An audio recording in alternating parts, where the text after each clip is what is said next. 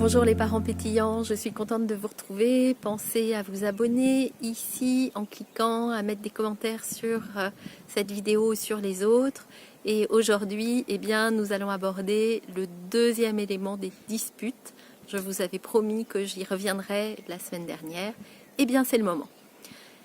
Rappelez-vous, quand vos enfants se disputent, il y a 3 niveaux importants à prendre en compte. Quand c'est des petites disputes, eh bien, vous laissez faire, vous pensez à autre chose. C'est un excellent apprentissage de la vie. Ça leur permet de mesurer leur force, de mesurer la force de l'autre. Ça leur apprend à négocier. Quand le niveau monte, quand le niveau de dispute sur une échelle de 1 à 10 est entre 5 et 7, alors on va utiliser les outils que je vais vous présenter maintenant. Et quand le niveau est au-dessus de 7, ce que l'on a vu la semaine dernière, c'est qu'il convient d'intervenir immédiatement, de séparer les protagonistes, de les envoyer se calmer dans des endroits neutres. Il ne faut pas qu'il y en ait un qui gagne en restant avec vous. Et une fois qu'ils sont calmés, on va pouvoir revenir sur la situation. Mais comment on intervient quand le niveau est monté d'un cran? La première chose, c'est que vous allez arriver et vous allez dire « Ouh, je vois ici qu'il y a un niveau sonore qui est très important, par exemple. » Vous allez dire ce que vous voyez ou ce que vous entendez. Peut-être que les enfants, à ce moment-là, vont vous répondre « Mais pas du tout, maman, on est en train de s'amuser, on joue à la bagarre, ne t'inquiète pas. » Si c'est le cas, il est très important que vous posiez la question à chacun de vos enfants. « Et toi, tu es d'accord pour encore jouer à la bagarre ? Et toi ? Et toi ?» Parce que souvent, le jeu de la bagarre, ça peut être un enfant qui va prendre le dessus sur un autre ou sur les autres et qui ne va pas vouloir que ça s'arrête parce qu'il est en train de gagner. Donc vous posez bien la question à chacun de vos enfants. Quand ils vous disent « non, moi j'ai pas envie de jouer », alors vous allez mettre en place un système d'écoute. C'est pas toujours simple. Vous allez d'abord redire ce que vous voyez. Oui, je vois vraiment que là, le niveau sonore est très important. Je vois que ça n'a pas l'air d'aller entre vous. Donc, je propose à chacun d'entre vous de m'expliquer la situation. Qui démarre? À vous de voir. Ça peut être le plus petit, le plus grand, celui qui a l'air le plus en colère, peu importe. Mais ce qui est important, c'est que vous mettiez la règle. Vous arrêtez celui qui veut parler d'un geste de la main, comme ça, stop. Et vous laissez le premier s'exprimer. Alors, je vois que tu es très en colère, est-ce que tu peux me raconter ce qui se passe? Donc le premier enfant va raconter, je ne sais pas, j'étais en train de construire une tour avec mes Legos et Paul est arrivé et il a dit que c'était ses Legos, il a voulu les reprendre et moi ça casse toute ma tour et je ne peux pas aller aussi haut que je veux. Là, une fois qu'il a fini de s'exprimer, vous allez reprendre pour être sûr d'avoir bien compris, puis surtout que le frère a bien compris. Donc si je comprends bien, ton problème, c'est que tu étais en train de jouer au Lego et tu n'es pas content parce que ton frère veut récupérer ses Legos, mais ça t'empêche de finir la tour. C'est bien ça? Si c'est pas tout à fait ça, l'enfant vous dira « Non, c'est pas ça, t'as rien compris. » Ok, vas-y, continue, réexplique-moi, jusqu'à ce que les choses soient claires pour le premier.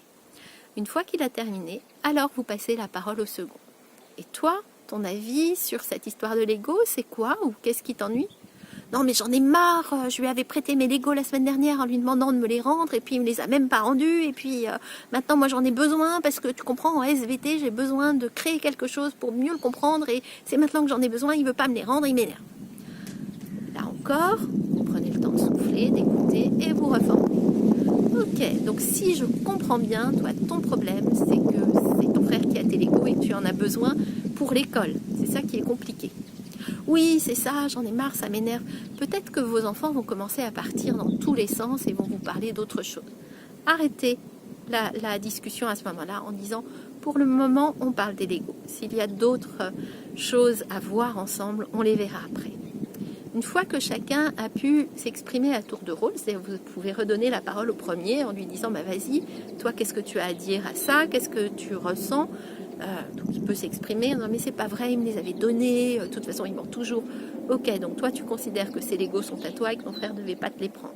Et toi Paul, ta vision des choses, c'est pas vrai, il comprend rien, il dit toujours que je lui donne, mais c'est pas vrai, je lui avais prêté. Ok, donc je vois, et là vous allez reformuler le problème.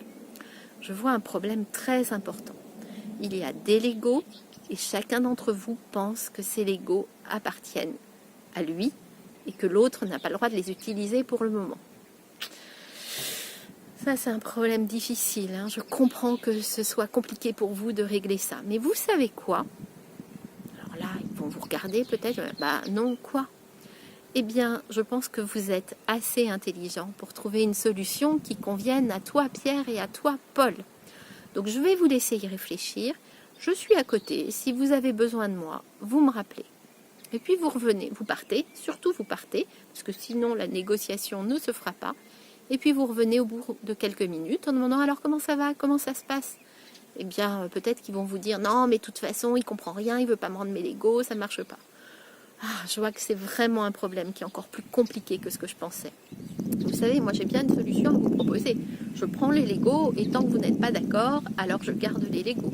Mais je pense qu'il y a mieux que ça.